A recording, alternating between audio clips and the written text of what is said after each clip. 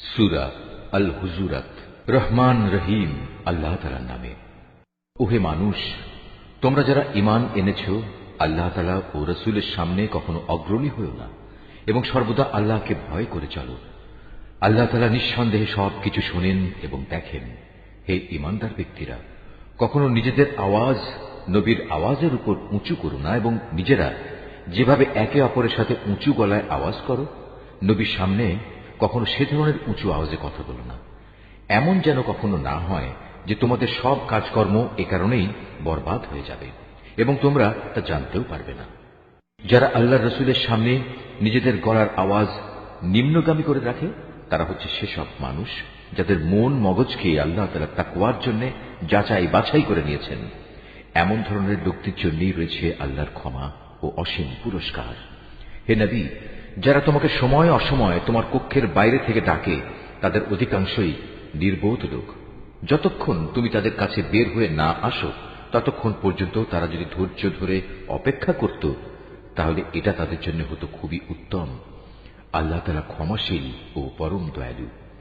হে ঈমানদার ব্যক্তিরা, যদি কোনো দুষ্ট প্রকৃতির লোক তোমাদের কাছে কোনো তথ্য নিয়ে আসে, তবে তোমরা তার সত্যতা পরখ করে দেখবে।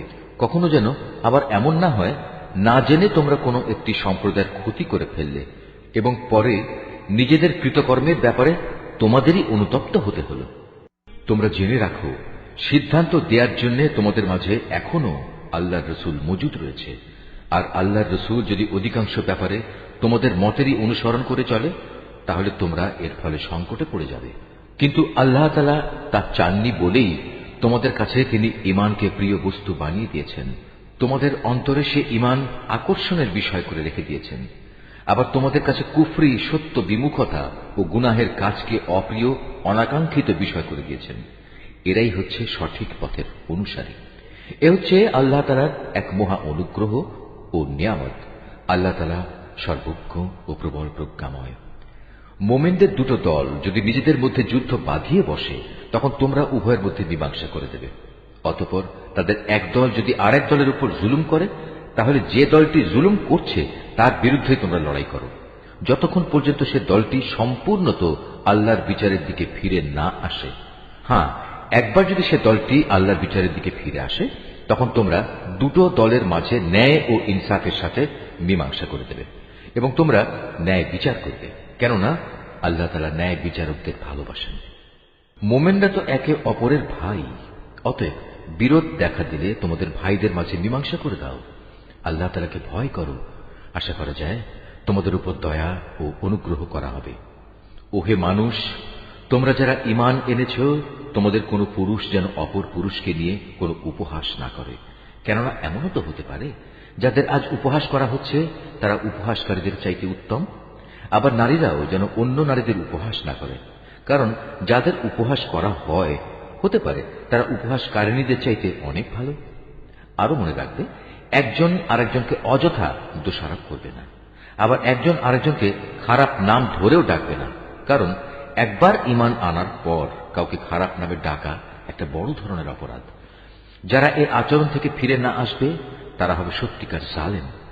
হে ঈমানদার ব্যক্তিরা, তোমরা বেশি বেশি অনুমান করা থেকে বেঁচে থাকো, কেননা কিছু কিছু ক্ষেত্রে অনুমান আসলেই অপরাধ। এবং একে অপরের দোষ খোঁজার জন্য তার পিছনে গোয়েন্দাগিরি করো না।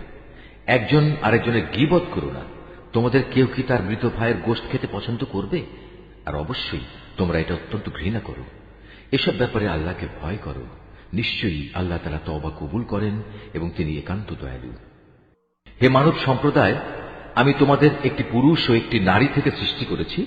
তারপর আমি তোমাদের জন্য জাতি ও গোত্র বানিয়েছি, যাতে করে এর মাধ্যমে তোমরা একে অপরের সাথে পরিচিত হতে পারো।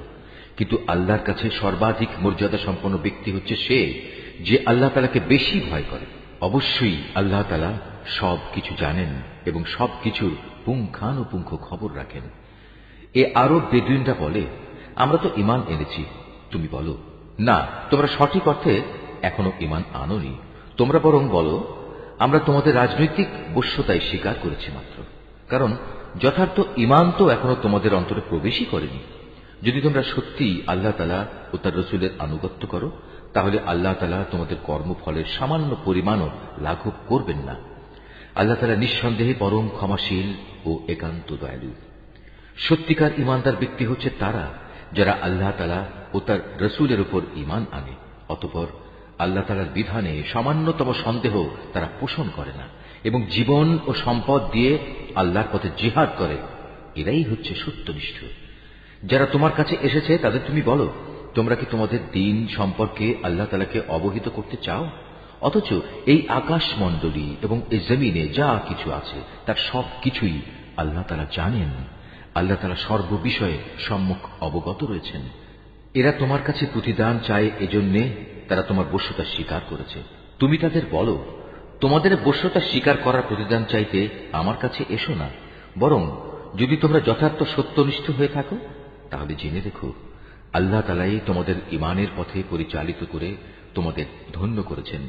নিশ্চয়ই আল্লাহ তাআলা এই আকাশমণ্ডলী ও পৃথিবীর যাবতীয় অদৃশ্য বিষয় সম্পর্কে অবগত আছেন। এই জমিনে তোমরা যা করে বেড়াও তার সব কিছুই আল্লাহ তাআলা পর্যবেক্ষণ করেন।